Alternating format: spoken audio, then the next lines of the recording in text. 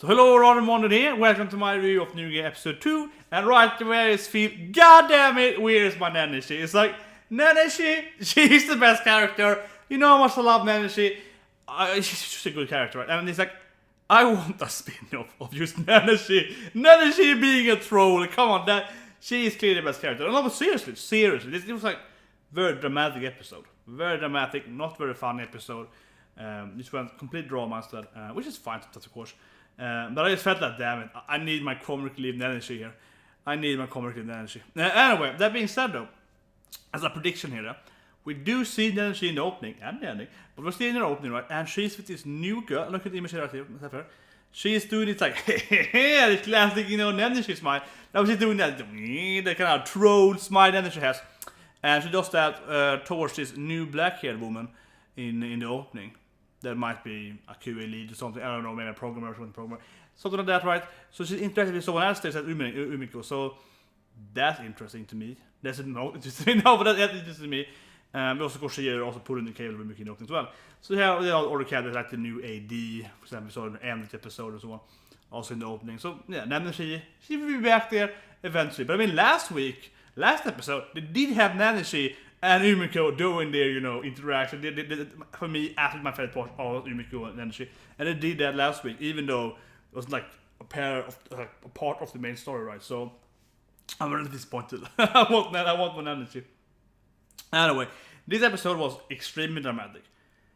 And I think it was pretty good, actually, on that part. I mean, it could be more sad and so on. Probably a little, actually. But I would say generally, this episode had two completely made different parts. Right? Or I guess three, but I said two main ones. One of them is like two different parts. So the first one is, of course, Hashime and her like not actually doing that's a common sketch, right?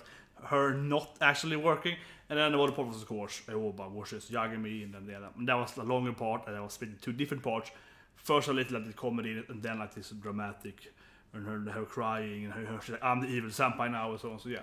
So let's first talk briefly about the Hashime part, which was a comedy part, and that's pretty fun. I liked the part. It was pretty funny. It was just the thing is that most people say new game is always something to do with game development, actually, so on. And I found it interesting because they're talking about an episode saying like, oh, we are gonna be like designing the aesthetics and the world, like those other guys have already decided, like the mechanics, right? And it's interesting because that's something I wish they were in more, of course, but also at the same time, that is something I wish was like, they want to put work on us. Like, no, they trust us, it means. Because that's something they never talk about. They never have a game planner called Japan, right? You have a game designer, like I am working game designer, and then you have game planners, which is the same thing, but that's how it's called in Japan. So I guess they were saying like game planner, like the game planners, they haven't planned the aesthetics, right? That was Aoba trying to win, right? Her Yagami and so on. But they planned the actual game that they're gonna kill monsters, absorb their powers and so on. So that was planned out. And that's also what I find a little weird in new game. They have no game planner with them because they have like the programmer, the different artists, the modeler, the graphic and so on, effects kind of. I mean, those people that do rigging and so on, right? But they have no planner, and they have QA and so on, and they have the producers and so on. But they have nothing. I can't relate to anyone. Like no one does what I do. No, but a little like that. I mean, obviously I worked with all the parts as well during my lifetime, but generally, right? So you mentioned it a bit there. But one thing though, that I did feel actually is quite relatable, and just generally working on it. That's I mentioned earlier. People like, oh, new game is just jokes, but I really liked it with Hashime because he's like, oh, I was up all night washing Dundee. I'm so tired, and that's something that you face a lot, right? Especially working at IT companies, so people are tired. He was like, once I worked with this guy, and he fell asleep. He's been out like drinking, partying all night, and he's like crash on his keyboard and so on, right? And generally, you don't think that that guy, he's a hard worker, that's why he's so sleepy.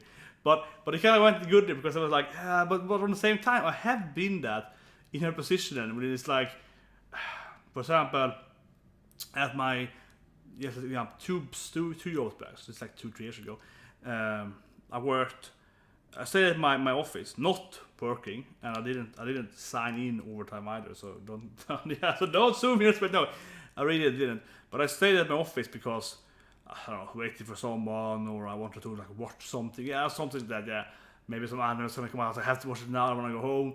Something like that, right? And then the hours went, and I left off it because I still have to like leave, like lock the office down, right?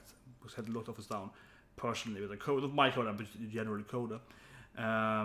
So still, like the office was closed at like 10 or something, something like that. And then the next day, the people are like, "Yeah, you worked overtime, man. Yeah, you worked too hard last night. You did so much stuff." And I was like, "No," and I didn't like, "Yeah, I sure did." I was like, "No, I didn't. I just stayed here to watch the game or something, right?" And they were like, "Oh, but I saw it. Yeah, but it was so late," or and they were like. And he kind of kept pushing it, like, "Hey, you're a hard worker." I was like, "No, I didn't work." I was like, I don't want your compliments, man. So that to me is relatable on the kind of normal work IT place, right? Because you are hanging with your computer a lot, you're sitting there with your computer, you're and so on, right? And that kind of happens. So I liked it. She was like, everyone thinks she's working overtime at home like crazy, and then she was like, no, I just watched anime for like 10 hours straight. That was great. Especially when she confessed to all the girls, they're like, "Actually, don't be nice to me, I didn't do anything good." And they were like, "Oh yeah, figures." And she went up the elevator, right? And that was just a good scene because she finally confessed to them. She's like, "Oh yeah, I'm free of this guilt burden." And as soon as she gets up there, then her boss said at the boarding, then Yagami and they're coming, right? They're actually her actual, her manager. They are arriving and they're like, "Good, you're working great today, honey. We're proud of you." She's like, "Oh, I can't tell them the truth." It's like, that was just great. That was awesome. That's the first half. Pretty interesting, I feel, and somewhat relatable. I think it is to use generally that kind of stuff and also I met people that are doing it not on that. Oh, actually didn't work like I would do it because I'm just like I'm honest of fault as a person. But I mean, I'm with other people that are seriously super tired, right? Like they're being out, and then they lie and say like, "No, I work hard all day" or something like that, or like, "Oh no, I'm gonna," now people are like, "Oh, let's leave the office and go out to eat." It's a Friday. Yeah, let's everyone go out. It's like, "No, I have to really work." Super serious, and then like go and like take a nap during lunch or something, right? Then people return like, "Oh yeah, I worked for the whole lunch, I can go home earlier today. It's Friday, I'm gonna leave it like 3 instead," right?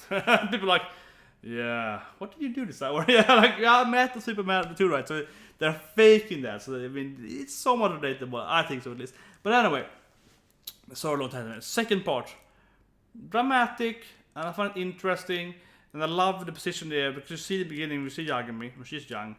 She's like 20 or something, right, out of college, something like that, and she's like starting, right, and she gets the position right away, a month in.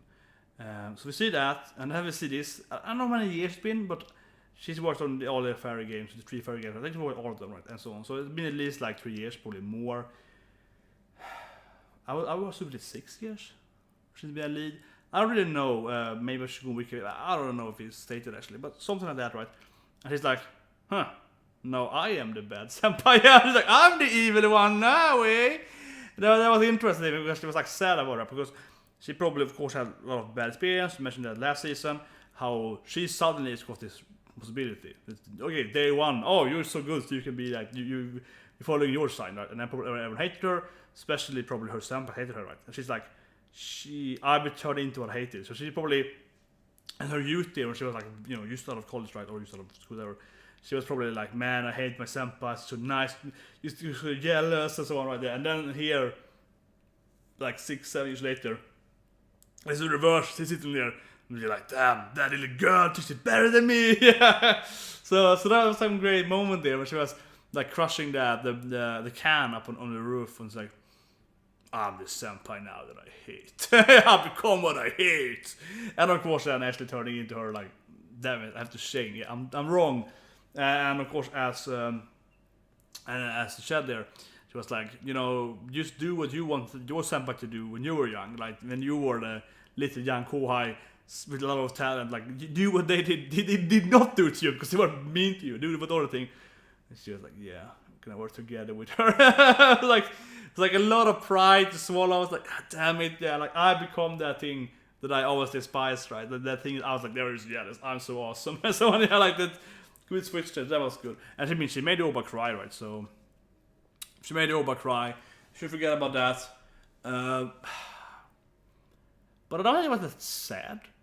wasn't sad. It was much more of like an interesting positioning, I would say there.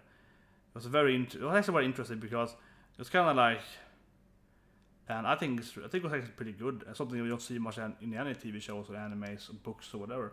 It's the positioning which kind of like, I can beat my idol, you know, like I can beat the person I'm inspired. Like if I do a personal thing on that thing, not a game design or game industry generally, but for example martial arts. I'm watching my booty count this year. For example, this is actually exactly that dojo I'm thinking about now. I was at dojo many years ago, British as well,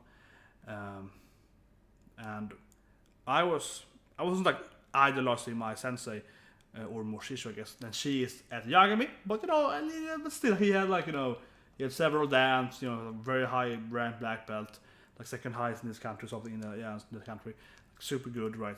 And sometimes, but I was saying it's like, oh, I was the freaking man, you know, but I could beat him in a fight, more generally, like not like easily, like, but we did a lot of like serious sparring, and I was about like 22, maybe 21, and he was, you know, like 45 or something, so I probably had edge to being young, and I was in better shape than I'm currently.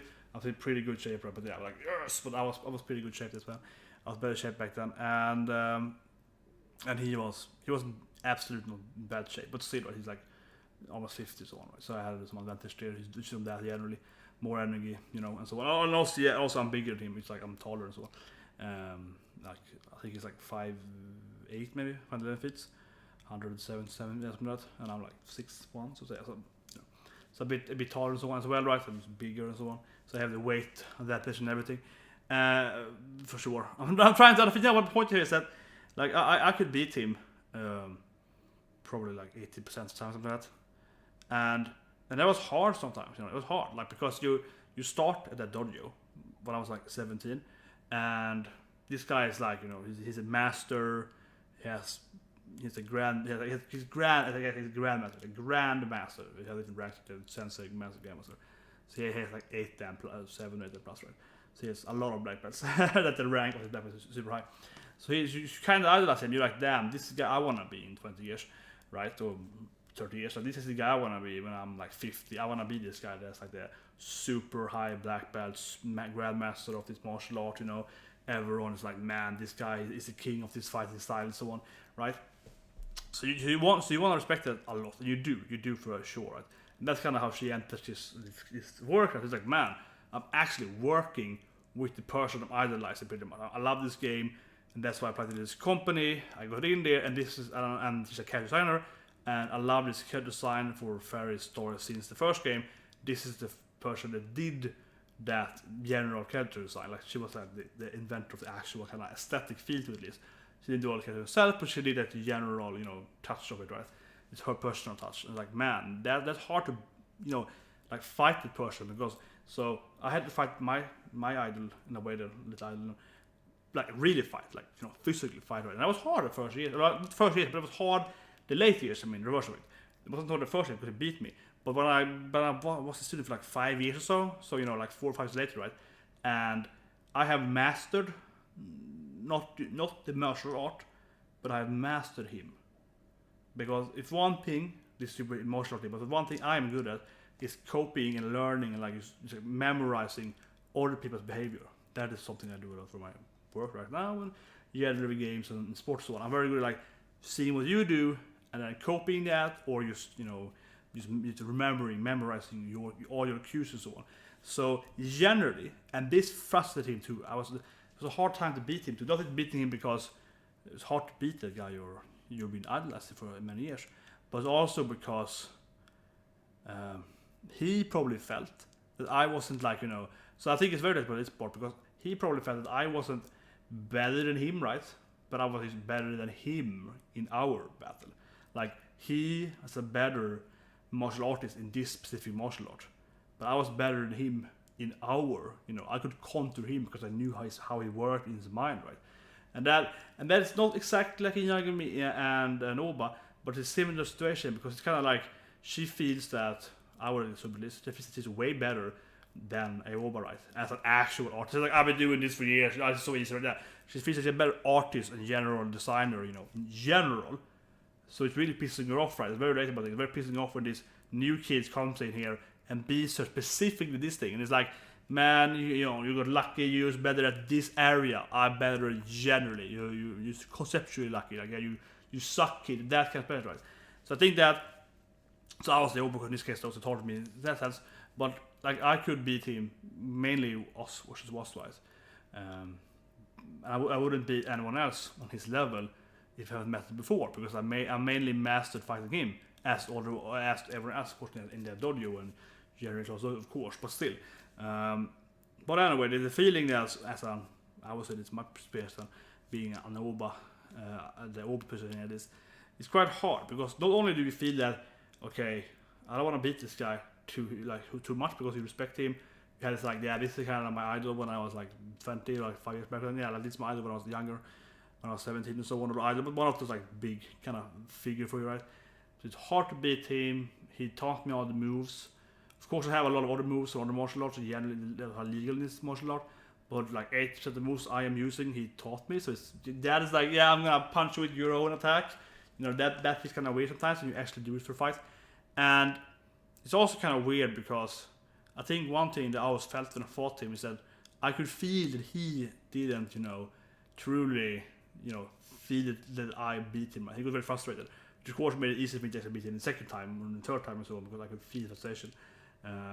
So that is of course not maybe a little respect to that, but yeah, but it's like more, yeah. So, you know, about positioning, it's very frustrating. I think her tears aren't because she's like, oh my god, you know, Yagami hates me. It's more like, you know, I think mainly it's just frustration. It's a future position to be in. You also do want to beat, I think, generally your master, right? Because you want to, like, you know, succeed them, so you want to beat them. But she is like, this is what life I want. You know, I love Yagami-san. She's my idol. I'd rather have her happy than me unhappy. So it's a very interesting. I mean, so I'm telling here, it was very interesting positioning you have there, because it's kind of like, do I want to beat this person, or is it more important for me to, you know, be friends with this person? Do I want to learn more from them and so on, right? There's also you have to think about there. Like, she go and ask for help, right? That's, I'll say personally, right, about that. Like, if you beat your master, like, will it help you next time, right? Because you know that I could beat you right now, like actually beat you, right? Because I'm better at just generally fighting you, for example, in this fight, whatever. Say I'm better generally. But you still have these like 10 other moves I want to learn, right? Yeah, like I still want to learn other moves that I want to know generally. Like I have a lot of 100 moves, so I use more than martial arts, but I want to know those 10 last moves you have, right? So you don't want to beat them either in this selfish manner, right? So that's selfish though. I think that Aoba does show that. That was a good episode because she's kind of like, she shows what happiness, of course, with her master and so on, but she also wants, like, I want my master to help me and help me improve and so on. It's all about, you know, just beating her or being friendly to her. It's also, she still want to absorb and learn those techniques. So I found it interesting, at least, even though it was kind of shallow, right? I mean, they kind of pointed some stuff here. The one I talked about now would probably be a better episode of an anime. To be honest, right? The one I was talking about now, that probably be a better, like, longer story chapter of someone, like, beating their martial art master in his dojo. It was like this long arc of a season. but I feel that they kind of short of hitting that. But I have to think about it in this new game. This was drama, right? New game isn't really like about drama, it's more comedy. So I think they did pretty well. I mean, I have to think about it as an omake.